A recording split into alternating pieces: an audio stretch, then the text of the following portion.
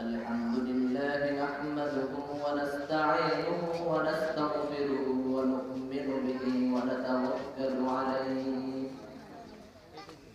ونعوذ بالله من شرور أنفسنا ومن سيئات أعمالنا من يهده الله فلا مضل له ومن يضلله فلا هادي له ونشهد أن لا إله إلا الله وحده لا شريك له ولا فريق له ولا وزير له ولا نظير له ولا مشير له ولا معين له ولا شبه له ولا شبيه له ولا مثيل له ولا مثال له ولا مثل له ولا أصل له ولا مثل له ولا كفء له ولا أول له ولا آخر له ولا بداية له ولا نهاية له ونشهد أن سيدنا ونبينا وحبيبنا وحبيب ربنا وطبيبنا وطبيب قلوبنا ومولانا محمدا عبده ورسوله الذي أرسله بالحق بشيرا ونذيرا وداعيا إلى الله بإذنه وسراجا منيرا أما بعد فأعوذ بالله من الشيطان الرجيم بسم الله الرحمن الرحيم يسألك الناس عن الساعة قل إنما علمها عند الله وما يدريك لعل الساعة تكون قريبا وعن أبي هريرة رضي الله تعالى عنه قال وعدنا رسول الله صلى الله عليه وسلم غزوة الهند فإن أدركتها أنفق فيها نفسي ومالي فإن أقتل كنت من أفضل الشهداء وإن أرجع فأنا أبو هريرة المحرم أو كما قال عليه الصلاة والسلام سبحانك لا علم لنا إلا ما علمتنا إنك أنت العليم الحكيم قال الله سبحانه وتعالى في شان حبيبه إن الله وملائكته يصلون على النبي يا أيها الذين آمنوا صلوا عليه وسلموا تسليما اللهم صل على محمد وعلى آل محمد كما صليت على إبراهيم وعلى آل إبراهيم إنك حميد مجيد اللهم بارك على محمد وعلى آل محمد كما باركت على إبراهيم وعلى آل إبراهيم إنك حميد مجيد জামিয়া হাবিবিয়া দারুল উলুম তৈয়বপুর মাদ্রাসার বার্ষিক মাহফিলে উপস্থিত উলামায়ে কিরাম, তলাবায়ে ইলম, বিরাদারানে ইসলাম ও পর্দার আড়ালের মা ও বোনেরা, মহান আল্লাহ সুবহানাহু ওয়া তাআলার দরবারে শুকরিয়া জ্ঞাপন করি যে মহান আল্লাহ সুবহানাহু ওয়া তাআলা দয়া করে, মায়া করে, ভালোবেসে দুনিয়াবি কাজকর্ম থেকে ফারেক করে আল্লাহ সুবহানাহু ওয়া তাআলা এই আজিমুশ শান মাহফিলে আমাদেরকে আসা ও বসা, দিনে কিছু কথা বার্তা আলোচনা করা ও শোনার তৌফিক দান করেছেন। এজন্য অন্তরের অন্তঃস্থল থেকে কালিমাতু শুকর আদায় করি আলহামদুলিল্লাহ। সম্মানিত হাজিরিন, আজকে আমি আপনাদের সম্মুখে আলোচনা করব এক নাম্বার কিয়ামত কাকে বলে, দুই নাম্বার কিয়ামতের আলামত কি কি, তিন নাম্বার কিয়ামত কখন সংঘটিত হবে, চার নাম্বার কিয়ামত সম্পর্কে আমাদের আকীদা কি।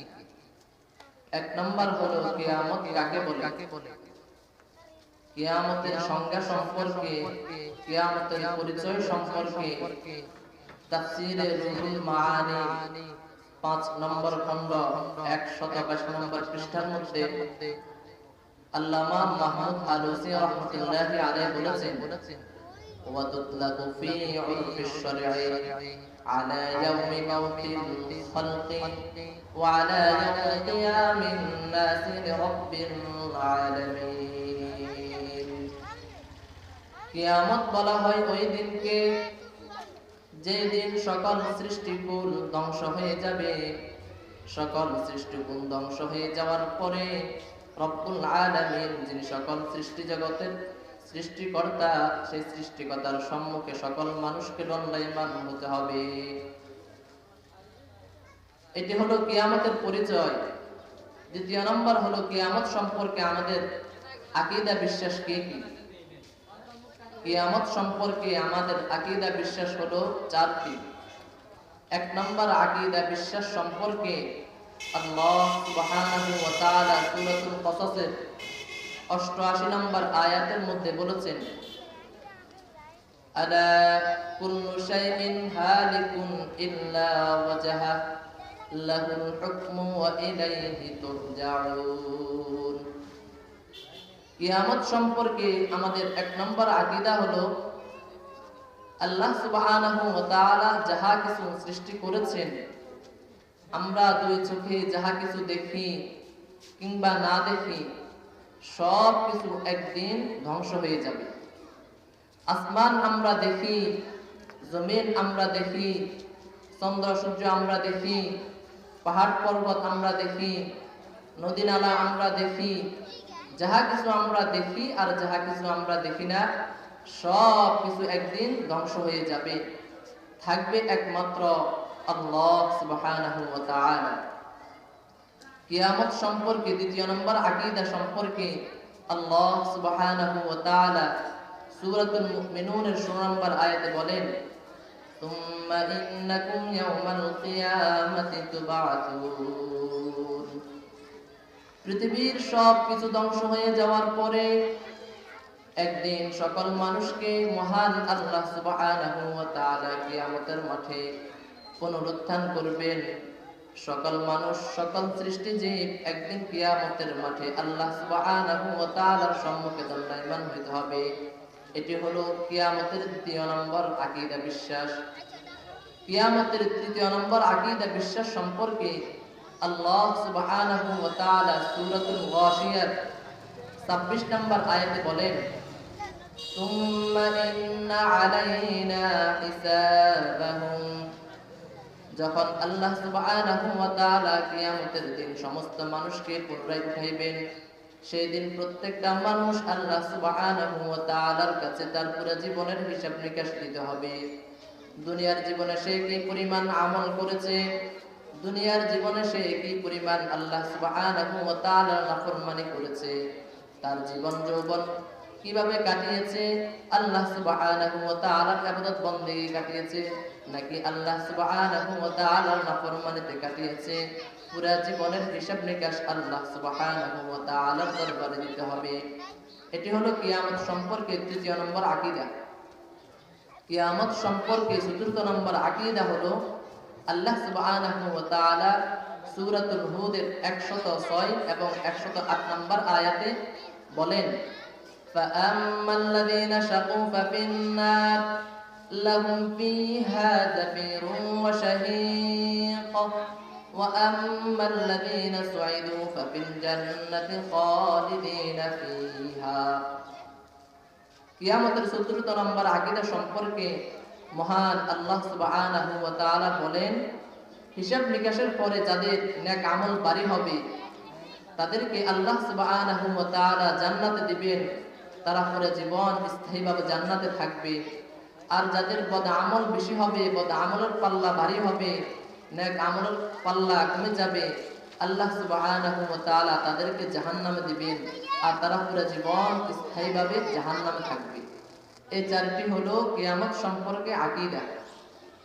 কিয়ামত সম্পর্কে আমাদের তৃতীয় বিষয় হলো যে কিয়ামত কখন সংঘটিত হবে।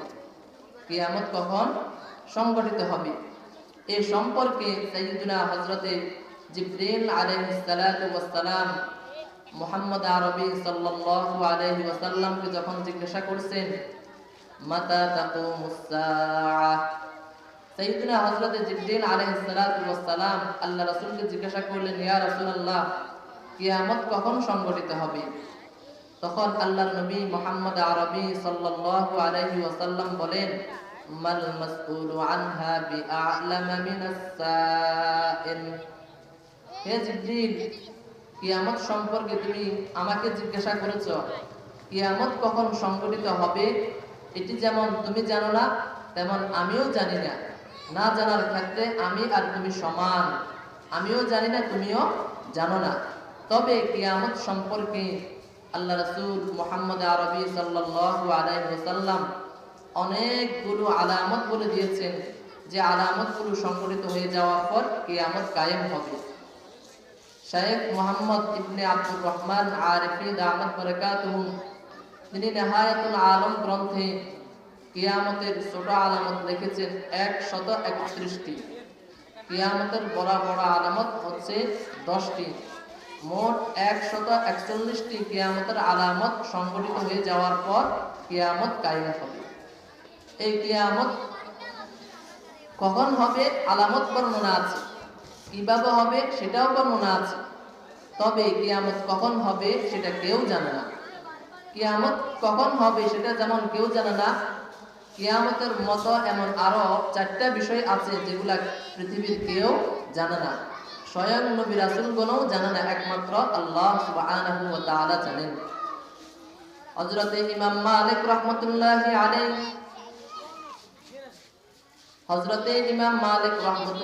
আলাইহি মদিনার ইমাম ছিলেন, মদিনার বড় ফকিহ ছিলেন, মদিনার বড় মুহাদ্দিস ছিলেন ইমাম মালিক রাহমাতুল্লাহি আলাইহি।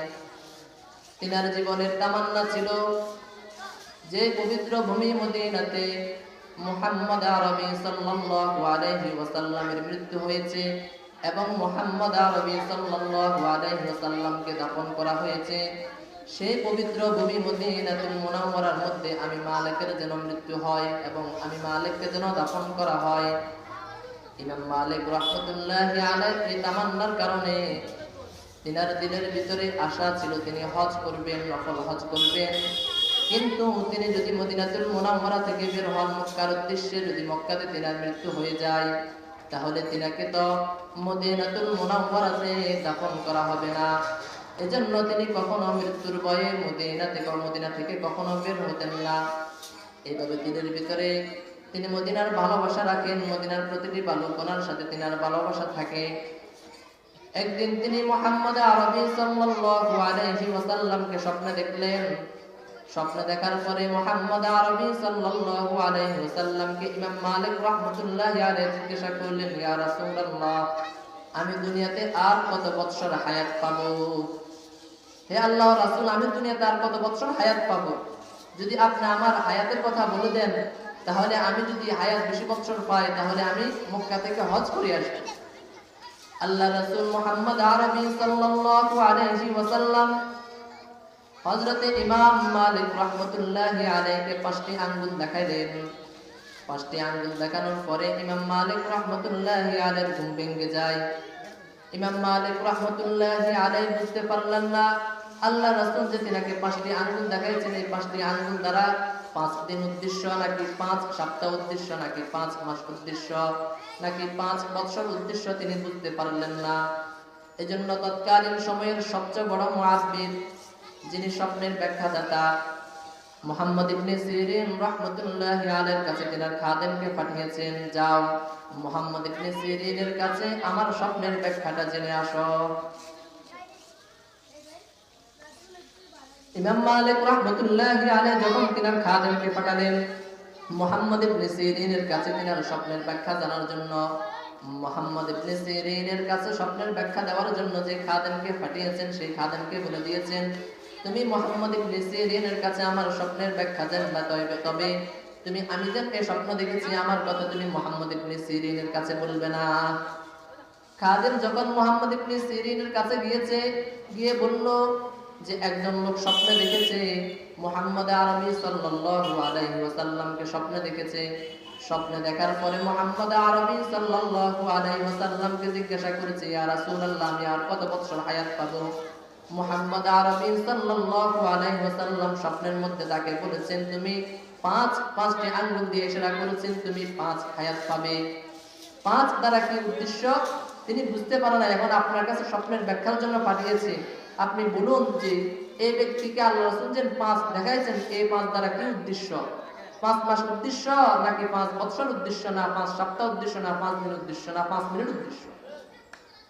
মুহাম্মদ ইবনে সিরিন রাহমাতুল্লাহি আলাইহি বলেন, এই স্বপ্ন তো কোনো সাধারণ ব্যক্তির স্বপ্ন নয়, এটি হলো অসাধারণ কোনো ব্যক্তির স্বপ্ন।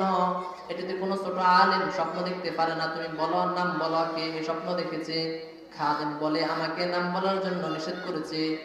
মুহাম্মদ ইবনে সিরিন ওই খাদেমকে পাঠালেন, যাও আমি মুহাম্মদ ইবনে সিরিন বলে দিলাম এই স্বপ্ন দেখেছি ইমাম মালিক, তুমি যাও তোমার মাকদুম ইমাম মালিকের কাছে যাও, তার কাছ থেকে অনুমতি নিয়ে আসো যে আমাকে যেন নাম বর্ণনা করা হয়। তখন খাদেম ইমাম মালিকের কাছে গেলেন। ইমাম মালিক বললেন, যাও মুহাম্মদ ইবনে সিরিনকে আমি মালিকের কথা বলি যে আমি মালিক রাসূলকে স্বপ্নে দেখেছি আর রাসূলকে জিজ্ঞাসা করেছি আমার বয়স কত হবে। রাসূল আমাকে স্বপ্নের ভিতরে 5 দেখাইছেন। যখন খাদেম মুহাম্মদ ইবনে সিরিন রাহমাতুল্লাহি আলাইহির কাছে ফিরে আসলো, ফিরে আসার পরে মুহাম্মদ ইবনে সিরিন রাহমাতুল্লাহি আলাইহি বলেছেন, 5 দ্বারা 5 মাস, 5 বছর, 5 দিন, 5 সপ্তাহ, 5 মিনিট কোনটাই উদ্দেশ্য নয়, বরং আল্লাহ রাসূল 5 আঙ্গুল দ্বারা বুঝাইছেন 5টা জিনিস এমন আছে যে বিষয়গুলো কোনো মানুষ তো জানে না, স্বয়ং কোনো রাসূলও জানে না। একমাত্র 5টা বিষয় আল্লাহ সুবহানাহু ওয়া তাআলাই জানে। 5টা বিষয় কে জানে? আল্লাহ সুবহানাহু ওয়া তাআলা। 5টা বিষয় কি? আল্লাহ সুবহানাহু ওয়া তাআলা সূরাতুল লুকমানের শেষ আয়াতের মধ্যে বলেন 5টা বিষয় হলো, ইন্নাল্লাহা ইনদাহু ইলমুস সাআহ ওয়া ইউনাজ্জিলুল গায়ব ওয়া ইয়া'লামু মা ফিল আরহাম ওয়া মা তাদরি নাফসুম মাযা তাকসিবু গাদা ওয়া মা তাদরি নাফসুম বিআইয়ি আরদিন তামুত ইন্নাল্লাহা আলীমুন খাবীর। 5টি বিষয় এমন আছে যেগুলো আল্লাহ ছাড়া কেউ জানে না। 1 নম্বর হলো কিয়ামত কখন সংঘটিত হবে, এটি আল্লাহ ছাড়া কেউ জানে না। কিয়ামত কখন সংঘটিত হবে এটি আল্লাহ ছাড়া কেউ জানে না। 2 নম্বর ওয়া ইউনাজ্জিলুল গায়ব, আল্লাহ রাব্বুল আলামিন কখন বৃষ্টি অবতরণ করবেন, কোন জমিনের মধ্যে বৃষ্টি পড়বে, কতটুকু বৃষ্টি পড়বে, এই বৃষ্টিগুলা কোথায় থেকে আসবে, এই বৃষ্টিগুলা আবার কোথায় গিয়ে শেষ হবে, এই বৃষ্টিগুলার পানিগুলা কেমন হবে, এগুলার গতি কেমন হবে, এটি একমাত্র আল্লাহ সুবহানাহু ওয়া তাআলা ছাড়া পৃথিবীর কেউ জানে না। বৃষ্টি কখন অবতীর্ণ হবে এটা কে জানে? একমাত্র আল্লাহ সুবহানাহু ওয়া তাআলা। 3 নম্বর বিষয় ওয়া ইয়ালামু মা ফিল আরহাম, মায়ের পেটের মধ্যে যে সন্তান আছে এই সন্তান ছেলে হবে নাকি মেয়ে হবে, এই সন্তান ভালো হবে নাকি খারাপ হবে, এই সন্তান কালো হবে নাকি সুন্দর হবে, এই সন্তান ভালো হবে নাকি খারাপ হবে একমাত্র আল্লাহ ছাড়া পৃথিবীর কেউ জানে না। এটা জানে কে? আল্লাহ সুবহানাহু ওয়া তাআলা। এই তিনটা বিষয়। চতুর্থ নম্বর বিষয়, ইন্নাল্লাহা ইনদাহু ইলমুস সাআহ ওয়া ইউনাজ্জিলুল গায়থ ওয়া ইয়ালামু মা ফিল আরহাম ওয়া মা তাদরি নাফসুম মাযা তাকসিবু গাদা। প্রতিটি মানুষ আগামীকাল কি করবে, সে কোথায় কি কামাই করবে, কি উপার্জন করবে, আগামীকাল তার কি হবে, সে কি করবে আগামীকাল, এটি একমাত্র কে জানে? আল্লাহ। আল্লাহ ছাড়া আর কেউ জানে না। পঞ্চম নম্বর বিষয় হলো ওয়ামা তাদরি নাফসুম বিআইয়ি আরদিন তামুত। প্রত্যেকটা মানুষ কোন জমিনে কখন কিভাবে মৃত্যুবরণ করবে এটি একমাত্র আল্লাহ সুবহানাহু ওয়া তাআলা ছাড়া আর কেউ জানে না। কোন মানুষ কোথায় মৃত্যুবরণ করবে, কবে মৃত্যুবরণ করবে, কিভাবে মৃত্যুবরণ করবে, তাকে কোন জমিনে দাফন করা হবে এটি পৃথিবীর কেউ জানে না। একমাত্র কে জানে? আল্লাহ জানে। এখন একটি প্রশ্ন হতে পারে, আল্লাহ সুবহানাহু ওয়া তাআলা বলছেন যে বৃষ্টি কখন অবতীর্ণ হবে এটা একমাত্র আল্লাহ জানে। মায়ের পেটের মধ্যে যে সন্তান আছে, এই সন্তান ছেলে হবে না নাকি মেয়ে হবে, সন্তান ভালো হবে নাকি খারাপ হবে, সন্তান সুন্দর হবে নাকি বিশ্রী কালো হবে, এটি একমাত্র আল্লাহ জানে। অথচ আমরা জানি বর্তমান মেশিনের সাহায্যে সন্তান পেটের ভিতরে, মায়ের পেটের ভিতরে সন্তান ছেলে নাকি মেয়ে এটা মানুষ বলতে পারে। বৃষ্টি কখন হবে, আবহাওয়া সম্পর্কে যারা বিশেষজ্ঞ তারাও বলে দিতে পারে যে আগামীকাল বৃষ্টি হবে, এতদিন বৃষ্টি হবে। তো আল্লাহ বলতেছেন শুধু আমি জানি, অথচ আমরা দেখি এখন মানুষও জানে। আমরা দেখুন কি জানি, মানুষও জানে। তো একটা প্রশ্নের অনেক উত্তর মুফাসসিরিনে কেরাম তাফসীরের কিতাবে লিখেছেন। আমি সংক্ষেপে আপনাদেরকে বোঝার জন্য একটি উত্তর দিব, যে উত্তরটি মুফতি শফি রাহমাতুল্লাহি আলাইহি তাফসীরে মারিফুল কোরআনের এই আয়াতের ব্যাখ্যা লিখেছেন। সেটি হলো আল্লাহ রাব্বুল আলামিন পাঁচটি বিষয় সম্পর্কে জানেন, এটাকে বলা হয় গায়েব জানা, অদৃশ্যের বিষয় জানা। আল্লাহ রাব্বুল আলামিনের জানাটা হলো মাধ্যম ব্যতীত। আল্লাহ পাকের জানাটা হলো মাধ্যম ব্যতীত, কোনো মেশিন লাগে না, কোনো ধরনের মাধ্যম প্রয়োজন হয় না, আসবাবের প্রয়োজন হয় না। আল্লাহ রাব্বুল আলামিন কোনো ধরনের মাধ্যম ছাড়াই জানেন। মানুষ যেটা জানে এই জানাটা মানুষের মাধ্যমে জানে। মানুষ কোনো মেশিনের মাধ্যমে জানেন, আল্লাহ মেশিন ছাড়াই জানেন। তো আসবাবের মাধ্যমে জানার নাম গায়েব নয়, আসবাব ছাড়া জানার নাম গায়েব। আসবাব ছাড়া জানার নাম গায়েব, আসবাবের মাধ্যমে জানার নাম কি নয়?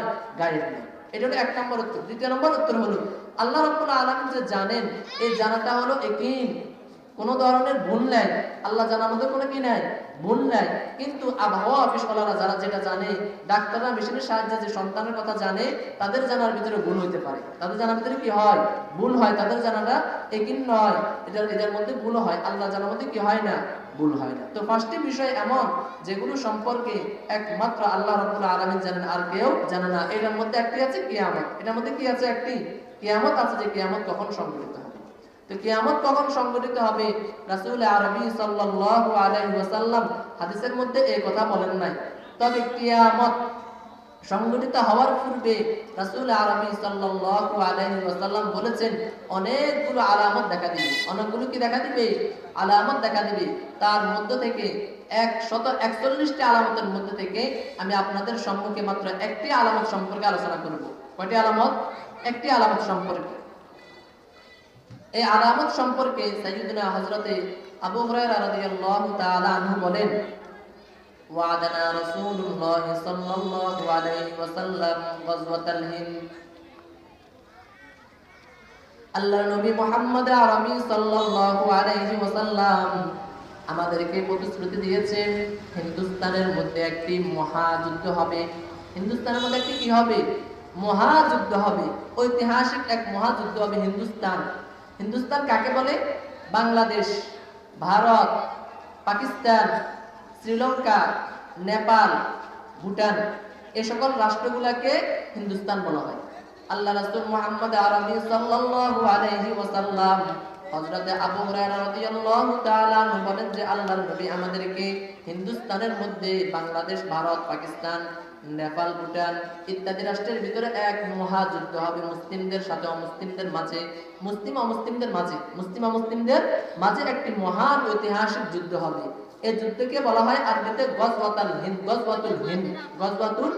অর্থাৎ এই উপমহাদেশ পাক ভারতের মধ্যে মহাযুদ্ধ, যে যুদ্ধ সংঘটিত হবে মুসলমানদের মাঝে আর অমুসলিমদের মাঝে।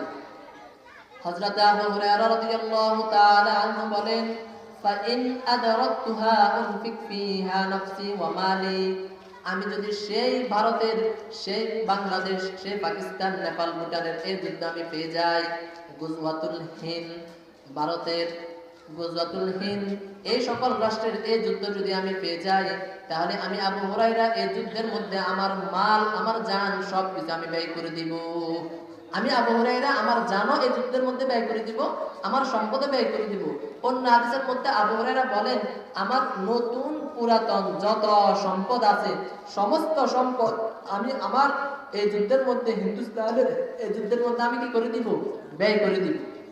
ব্যয় করে দেওয়ার পর তিনি বলেন, ফাইন উকতাল কুনতু মিন আফদালিশ শুহাদা, আমি যদি এই জিহাদের মধ্যে নিহত হই, তাহলে আল্লাহ রাব্বুল আলামিন আমাকে সর্বোত্তম শহীদ হিসাবে, আল্লাহ রাব্বুল আলামিন আমাকে সর্বোত্তম শহীদ হিসাবে সৌভাগ্যতে করবেন। আমি হব সর্বোত্তম শহীদ। পৃথিবীতে যত শহীদ হয়েছেন সর্বোত্তম শহীদ হব আমি আবু হুরায়রা এই হিন্দুস্তানে জিহাদ করার কারণে, যদি আমি জিহাদে কি হই? শহীদ হই। তারপর তিনি বলেন, ফাইন আরজিউ ফাআনা আবু হুরায়রা আল মুহাররার, আর যদি আইনে আমি এই জিহাদের মধ্যে যদি আমি শহীদ না হই, নিহত না হই, তাহলে আমি আবু হুরায়রাকে আল্লাহ রাব্বুল আলামিন জাহান্নাম থেকে মুক্তি দিবেন। আমি আবু হুরায়রাকে জাহান্নাম থেকে কি দিবেন? মুক্তি দিবেন। তাহলে এই হাদিসের মধ্যে হযরত আবু হুরায়রা রাদিয়াল্লাহু তাআলা বলেন যে এই জিহাদের মধ্যে আমি শহীদ হলেও আমি সর্বোত্তম শহীদ, আমি শহীদ না হয়ে গাজী হয়ে ফিরে গেলেও আমাকে আল্লাহ রাব্বুল আলামিন জাহান্নাম থেকে কি দিবেন? মুক্তি দিবেন। এই গুজওয়াতুল হিন্দ, হিন্দুস্তানে জিহাদের ব্যাপারে আল্লাহ রাসূল আরেকটা হাদিসের মধ্যে বলেছেন, আন সাওবান মাওলা রাসূলিল্লাহ সাল্লাল্লাহু আলাইহি ওয়াসাল্লাম, ইসাবাতান মিন উম্মতি আহরাজাহুমুল্লাহু মিনান নার। হযরতে সাওবান হলেন রাসূল আরবি সাল্লাল্লাহু আলাইহি ওয়াসাল্লামের গোলাম খাদেম। হযরতে সাওবান বলেন, আল্লাহ রাসূল সাল্লাল্লাহু আলাইহি ওয়াসাল্লাম বলেছেন, দুইটি দল এমন যাদেরকে আল্লাহ রাব্বুল আলামিন জাহান্নাম থেকে মুক্তি দান করবেন, যাদেরকে আল্লাহ রাব্বুল আলামিন জাহান্নাম থেকে মুক্তি দান করবেন। এক নাম্বার, ইসাবাতুন তাকুনু গুজওয়াতাল হিন্দ। একদল হলো এমন দল যারা হিন্দুস্তানের মধ্যে জিহাদ করবে, যারা হিন্দুস্তানের মধ্যে কি করবে? জিহাদ করবে। মুসলিমদের পক্ষ হয়ে অমুসলিমদের বিপক্ষে যারা জিহাদ করবে, এই দলকে আল্লাহ রাব্বুল আলামিন জাহান্নাম থেকে মুক্তি দিবেন। আরেক দল, ওয়াইসাবাতুন তাকুনু মা ঈসা ইবনে মারইয়াম আলাইহিস সালাতু ওয়াস সালাম। আরেক দল হলো ওই দল যারা কিয়ামতের একদম পূর্বক্ষণে হযরত ঈসা আলাইহিস সালাতু ওয়াস সালামের সাথে জিহাদে অংশগ্রহণ করবে। এই দুই দল যারা হিন্দুস্তানের যুদ্ধে মুসলমানদের সাথে শরীক হবে, আরেক দল যারা ঈসা আলাইহিস সালাতু ওয়াস সালামের সাথে শরীক হয়ে দাজ্জালের বিরুদ্ধে জিহাদ করবে, এই দুই দলকে আল্লাহ রাব্বুল আলামিন জাহান্নাম থেকে দিবেন, মুক্তি দান করবেন। এই গুজওয়াতুল হিন্দের মধ্যে যারা শরীক হবে, আল্লাহ শহীদ হলে সর্বোত্তম শহীদের মর্যাদা দিবেন, শহীদ না হলে আল্লাহ রাব্বুল আলামিন তাদেরকে জাহান্নাম থেকে মুক্তি দান করবেন। তাদেরকে জাহান্নাম থেকে কি দান করবেন? মুক্তি দান করবেন। এখন প্রশ্ন হলো, এই হিন্দুস্তানের এই জিহাদ, এই যুদ্ধ সংগঠিত হয়ে গেছে নাকি হয় নাই? যদি হয়ে যায় কখন হয়েছে? আর যদি সংগঠিত না হয়ে থাকে তাহলে কখন সংগঠিত হবে? এই হিন্দুস্তানের যুদ্ধ কখন সংগঠিত হবে? যারা ঐতিহাসিক আছেন, ইতিহাসবিদগণ বলেছেন, কেউ কেউ বলেছেন যে এই হিন্দুস্তানের যুদ্ধ সংগঠিত হয়ে গেছে। এই হিন্দুস্তানের যুদ্ধ কি সংগঠিত হয়ে গেছে? হযরতে মুআবিয়া রাদিয়াল্লাহু তাআলা আনহুর শাসন আমলে 44 হিজরিতে এই ভারতের মধ্যে মুহাম্মদ ইবনে কাসেম তিনি ভারত অভিযান করে ভারতকে স্বাধীন করেছিলেন। ভারত বিজয়ের মাধ্যমে কিছু কিছু ফুকাহায়ে কেরাম, মুহাদ্দিসিনে কেরাম এবং ইতিহাসবিদগণ লিখেছেন যে মুহাম্মদ বিন কাসেমের হিন্দুস্তান জিহাদের মাধ্যমে, হিন্দুস্তানে আল্লাহ রাসূল যে জিহাদের কথা বলেছেন সে জিহাদ সংগঠিত হয়ে গেছে। আর কিছু কিছু ইতিহাসবিদগণ বলেছেন এই যুদ্ধ সংগঠিত হয়েছে মাহমুদ গাজনবীর যুদ্ধের মাধ্যমে। এটি হলো কিছু কিছু ঐতিহাসিকদের মত। আর মুহাক্কিক ইতিহাসবিদগণ, মুহাদ্দিসিনে কেরাম বলেন গুজওয়াতুল হিন্দ, হিন্দুস্তানে যে জিহাদ হওয়ার কথা, যে যুদ্ধ হওয়ার কথা, এই যুদ্ধ এখনো সংগঠিত হয় নাই। এই যুদ্ধ এখনো কি হয় নাই? সংগঠিত হয় নাই। তাহলে প্রশ্ন হলো, তাহলে এই যুদ্ধ কখন সংগঠিত হবে? এই যুদ্ধ কখন সংগঠিত হবে? হাদিসের মধ্যে স্পষ্টভাবে এই যুদ্ধ কখন সংগঠিত হবে এটা বলা হয় নাই। তবে মুহাদ্দিসিনে কেরাম হাদিসের পূর্বাপর, কথার মাধ্যমে হাদিসের পূর্বাপর শব্দের দ্বারা তারা বলেন যে এই যুদ্ধ সংগঠিত হবে ইমাম মাহদী আলাইহিস সালাতু ওয়াস সালামের আগমনের পর, হযরতে ঈসা আলাইহিস সালাতু ওয়াস সালামের অবতরণ, আসমান থেকে অবতরণ করার কিছুকাল পূর্বে, কিছুদিন পূর্বে। তাহলে হযরতে ইমাম মাহদী আলাইহিস সালাতু ওয়াস সালাম যখন দুনিয়াতে আগমন করবেন, তিনার আগমনের পর এই যুদ্ধ সংগঠিত হবে। মুহাদ্দিসিনে কেরাম এটাও লিখেছেন যে এই যুদ্ধ সংগঠিত হওয়ার নির্দেশ দিবেন হযরতে ইমাম মাহদী। হযরতে ইমাম মাহদী জেরুজালেম থেকে, অর্থাৎ বাইতুল মাকদিস থেকে একটি দলকে হিন্দুস্তানে পাঠাবেন, মুজাহিদ বাহিনীকে হিন্দুস্তানে পাঠাইবেন। এই মুজাহিদ বাহিনী হিন্দুস্তানে এসে অমুসলিমদের বিরুদ্ধে, মুশরিকদের বিরুদ্ধে জিহাদ করবে। এই জিহাদের মধ্যে আল্লাহ রাব্বুল আলামিন মুসলিম মুজাহিদগণকে বিজয় দান করবেন, অমুসলিমদেরকে পরাজয় দান করবেন। অমুসলিমরা পরাজয় বরণ করবে, এমনটা শোষণীয়ভাবে ফুকাহায়ে কেরাম লিখেছেন যে জেরুজালেম থেকে যে মুসলিম মুজাহিদগণ আসবেন, তিনারা হিন্দুস্তানে মুশরিকদের বিরুদ্ধে জিহাদ করবে এবং হিন্দুস্তানের সকল অমুসলিম যে সকল রাষ্ট্রপ্রধান আছে সকলকে বেড়ি পরিধান করাইয়া তারা হযরতে ঈসা আলাইহিস সালাতু ওয়াস সালামের কাছে শামে নিয়ে যাবেন। কোথায় নিয়ে যাবেন? শাম কিংবা সিরিয়াতে নিয়ে যাবেন। আল্লাহ রাব্বুল আলামিন এই হিন্দুস্তানে যারা জিহাদ করবে তাদেরকে আল্লাহ রাব্বুল আলামিন বিজয় দান করবেন। অতএব আমরা মুসলিম জাতি যারা আছি আমাদেরকে হিন্দুস্তানের জিহাদের জন্য প্রস্তুত হতে হবে। অমুসলিমরা এই গুজওয়াতুল হিন্দের কথা রাসূলের হাদিসের মধ্যে পেয়ে তিনারা জিহাদের জন্য প্রস্তুতি নিয়েছেন এবং প্রস্তুতি গ্রহণ করতেছেন, কিন্তু আমরা মুসলিম জাতি ঘুমিয়ে আছি। আমরা মুসলিম জাতি ঘুমিয়ে আছি। এজন্য আমাদেরকে সজাগ হতে হবে এবং আমাদেরকে সজাগ হতে হবে যেন আমরা মুসলিমদের পক্ষ থেকে অমুসলিমদের বিরুদ্ধে জিহাদ করে সর্বোত্তম মর্যাদা পেতে পারি। আল্লাহ রাব্বুল আলামিন আমাদের সবাইকে এই জিহাদের মধ্যে অংশগ্রহণ করে সর্বোত্তম মর্যাদা পাওয়ার তৌফিক দান করুন। যে কথাগুলো বলেছি আল্লাহ রাব্বুল আলামিন আমাদেরকে এবং আপনাদেরকে সবাইকে বুঝে শুনে আমল করার তৌফিক দান করুন। ওয়া আখিরু দাওয়ানা আলহামদুলিল্লাহি রাব্বিল আলামিন।